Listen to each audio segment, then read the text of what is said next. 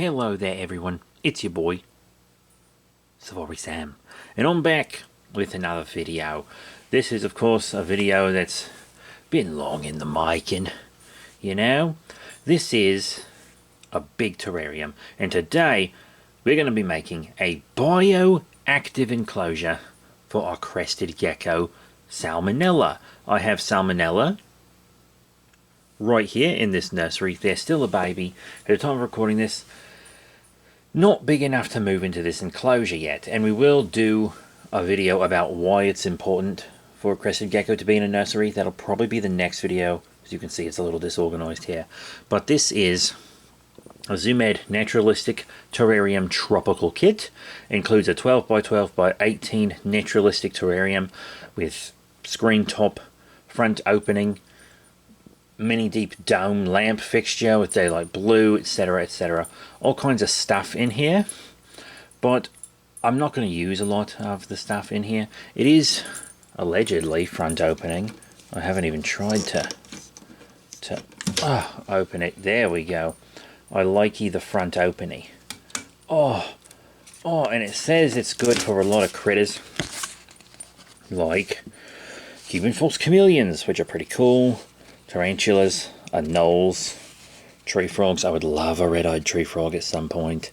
Dwarf day geckos, and of course crested geckos. Though I don't think people typically keep crested geckos in this size closure forever anymore. I'll probably want to give them an 18, etc. At some point, and then maybe something else could go in this after that. But it's fine. I actually got this half off, which is basically wholesale at Petco, and when the 2024 Atlanta, oh great, it's covered in goo. Oh, that's great. I'm gonna have to get some Gooby gone. Oh, why did they do this? No, no, no, no.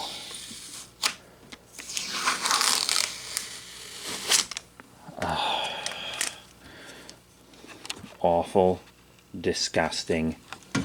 Guess I gotta buy Gooby Gone, because that is awful. Oh, horrid, nasty, gross. Why do that? Why not have it glued on the inside like the other one? That actually makes me upset. Now I gotta buy a whole other thing.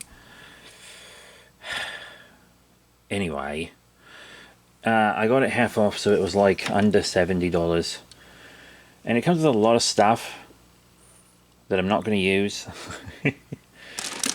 You have this quote-unquote naturalistic flora from Zoomed.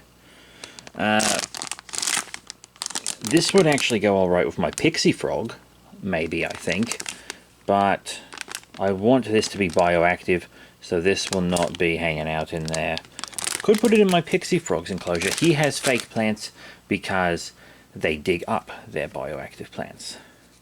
We also have some terrarium moss, but we actually already have an open brick of moss, and we're going to finish off that one before using this one, but this one will get used eventually.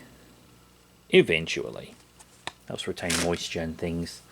You got a beginner's guide to amphibians. I'm not really a beginner with an amphibian, and we're also not going to be putting an amphibian in here for now. Although, this does look like a cool little book. I'll have to check it out.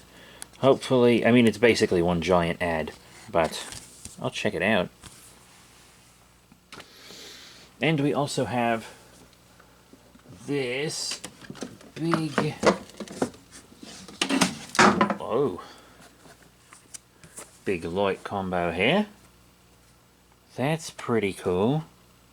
Tropical lighting combo, daylight blue and deep dome lamp fixture. Am I going to use this? Not at the moment. I just need to give my Crested the UVB, not actually the heat. So I'll probably sit on this for a while. It's sticky too. Ooh. Because I got a different light from my bioactive boy, and there's something clamp? Or is that to hold it shut? What is that for? Whatever. You have another one? No? And there is this background in here. And another... Is that another clamp? What are these for? I'll have to check out the instructions, I guess. Maybe they fill in the gaps in the lid. That makes sense. There's also this big background. It was glued on the inside, and now it's taped on the back, just to help, you know, give us a backdrop. I don't really do the foam sculpting, but there is like some lightweight cement you can use that I saw Serpa Design use for his African bullfrog. So I have considered using that, but right now the time, money and space are just not there. I just don't have the time, money or space. But if you want to help us get those things, you know, Patreon, it exists for a reason. You know, YouTube has got to beg. Oh, we've got to beg. But yeah, we're going to put a bunch of stuff in here to make it bioactive. Of course, the first thing we're putting in is our drainage layer. Looks like expanding clay bowls from Sam's Reptile Shop. Pretty good price, and it looks like just the right amount we need. None of these products are sponsored or anything. In fact, I paid full price for all of it except for the enclosure, which was the big discount. So... oh yeah, that's the perfect amount. Great. What this drainage layer will do will be take on the extra water from misting and watering plants, etc. And then it can be absorbed back up when the plants are ready for it. The next thing that needs to go in there is the divider. And we have that right here. BioDrain. It's like a $10 terrarium draining mesh. This separates the drainage layer from the substrate to keep them from getting mixed together, which will make you effectively lose your drainage layer. But the issue is the only one we could get was 24 by 18. It's much too big. And you know what that means? We have to cut it down to size.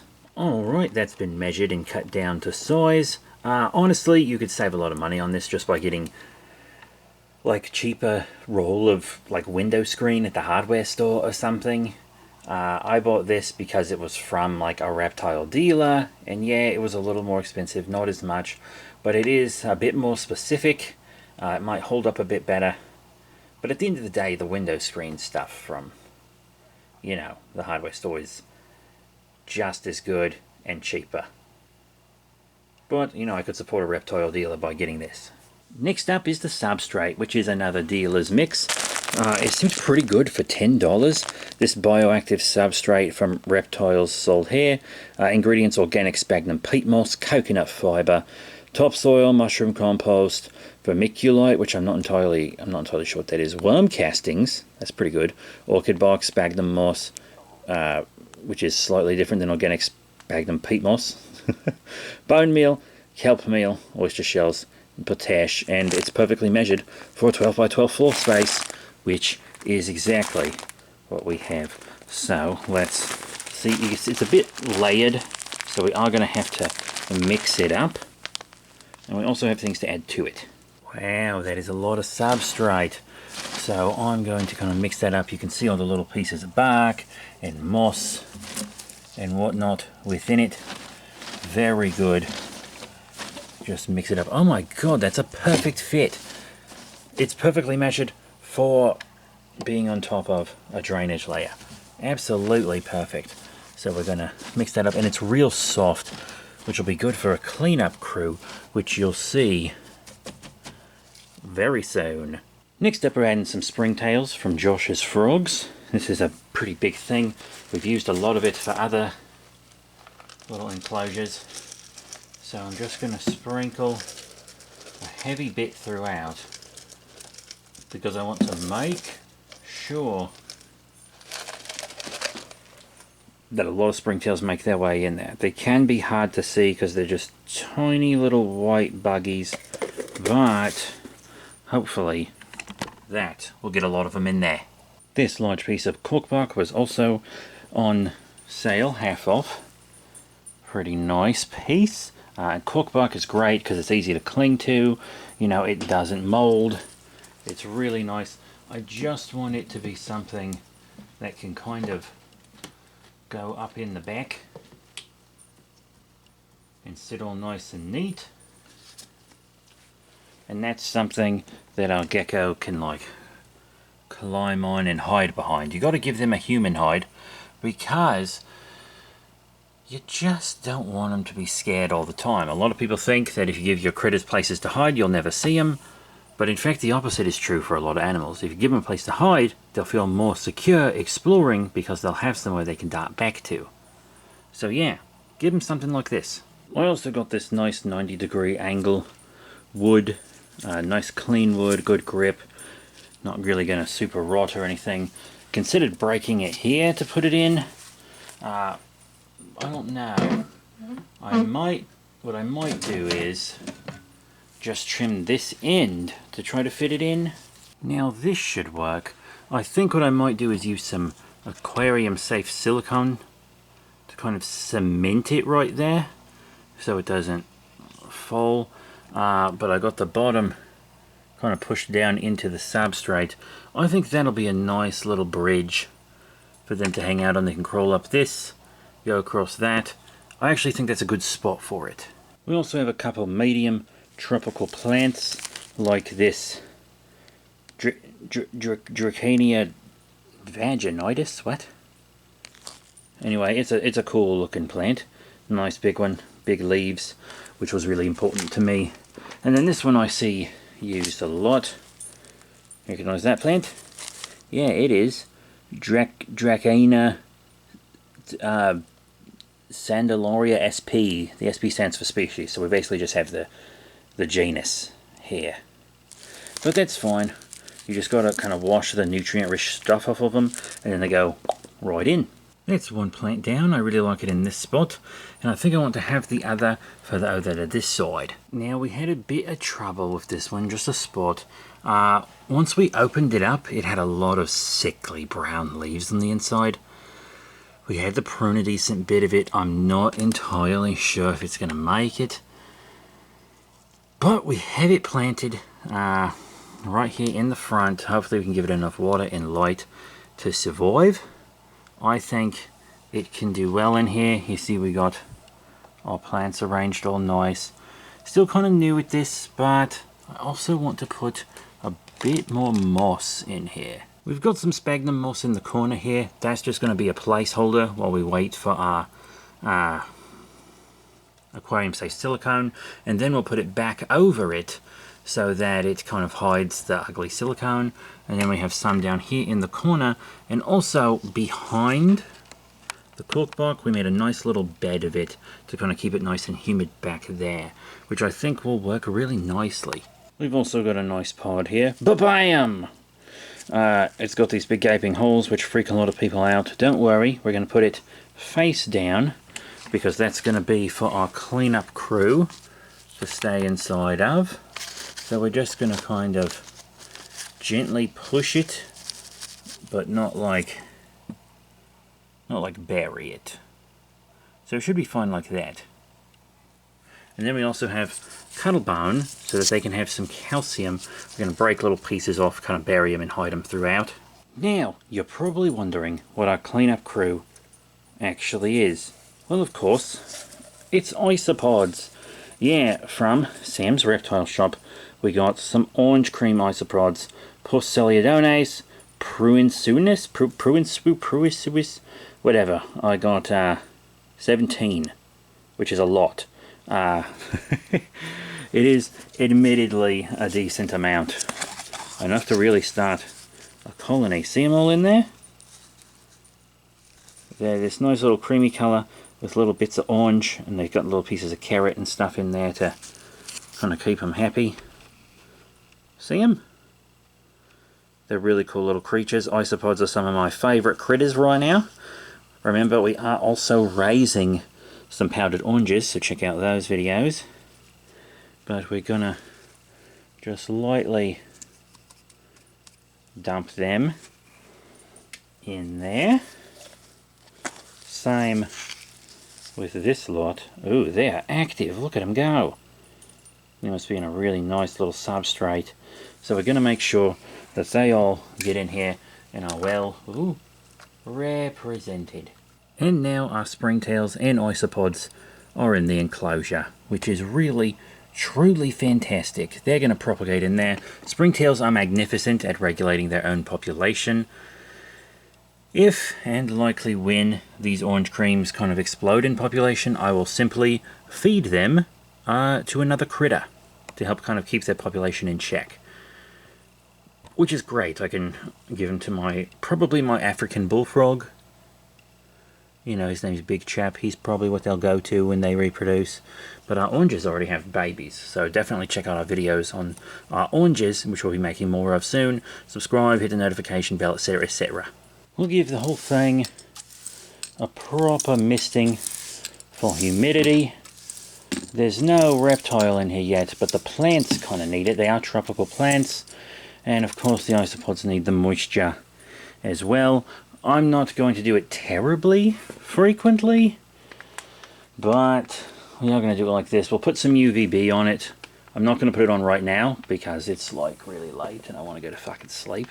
But we are going to give our isopods some bug grub from the Bio Dude. It's a premium gut load, so it's really healthy for your critters, and then it's really also healthy for the critters that eat them.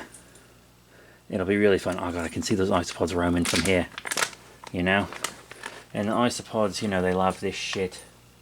Just sprinkle it around their pod, just a tiny bit. And I'm going to add more things over time. I think instead of doing big update videos for a lot of things, what I'm going to do is just tack them on to the end of specimen videos. You know, like I have some specimens like some arrowheads and fossils and rocks and stuff, bones coming up. And what I'll do is I'll take those and I will put them at the end of those videos, because like I want to add things like there'll be, like for instance, tiny little pieces of cork bark that maybe get tossed around, like stuck in a corner like that, or maybe while it's waiting on the Crested Gecko, who knows, maybe another critter can live in it while it's growing, because these plants are going to grow. That's what happens in a bioactive enclosure. Your critter releases its waste, the isopods eat that waste, the springtails eat that waste, and then the springtails waste goes into the plants, and it makes the plants grow. It feeds the plants. Then you trim the plants, and that's what takes it out of your ecosystem. Right? That's what we're hoping for. A real cool bioactive setup. Obviously, it doesn't have its own water source. I'm going to have to provide that. That's fine. I like maintaining the enclosures. I like doing the maintenance. I like the husbandry. If I didn't, I wouldn't do this at all. It's really fun, really enjoyable. I'm thinking about maybe putting a label right there once the gecko's finally in it. But for right now, it's just springtails and isopods. And we still have a little springtails left for another project or something down the line. I'm really happy with this so far. I've kind of figured out that my plant placement and stuff is a little too efficient. It never looks natural, especially since these plants haven't grown yet. But I think this looks really good, and I think it's going to work out pretty damn well. So if you want to see our next video, which will probably be about why your Crested Gecko needs a nursery as a baby and shouldn't be put into this yet, even if it is fully cycled and grown, check out our next video, subscribe, hit the notification bell, because we all know that subscribing doesn't actually do anything unless you hit the notification bell, because YouTube changed everything. But yeah, our baby's in here, they're asleep right now, and then one day when they're bigger, they'll be in this. So that's it. Thank you all very much for your support. Remember to rate, comment and subscribe. Check out all the cool links in the description below, Facebook, Twitter, etc. I'll see you all next time. Bye for now.